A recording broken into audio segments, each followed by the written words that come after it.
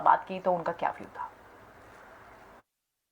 Second thing is that we have seen this story in the past of interest rate hikes, and the initial interest rate hikes are not negative for the market. We saw that in the period 2003 to 6 when there were 17 consecutive interest rate hikes, and the overall hike was 4.25%, and it started from some 2% and went to 6.5 the rate. And then also in 2015 to 19, when again the Federal Reserve tried to normalize and it went from 0 to about 2.5%. So today the rate is like 0.1 or whatever.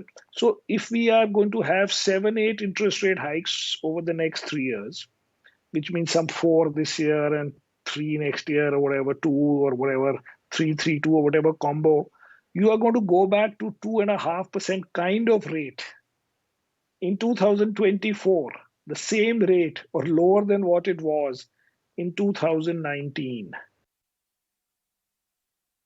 So first, at first level, it shows that the IT companies are similar or better in terms of the tenure of growth than consumer staple companies and still trade at maybe half the valuation that Indian consumer staple companies grow at. But separately, they are at very, I mean, higher than their normal past 5 year range of valuation. But we are overweight on IT on the basis that the real change in the world is all being driven by IT, and whatever is happening in the US, the Indian IT companies are able to adapt and grow along with them, whether it is cloud or security or whatever new things are happening, or even autonomous driving or whatever you have. There's some angle which some Indian companies can adapt to, and in a sense ride on that.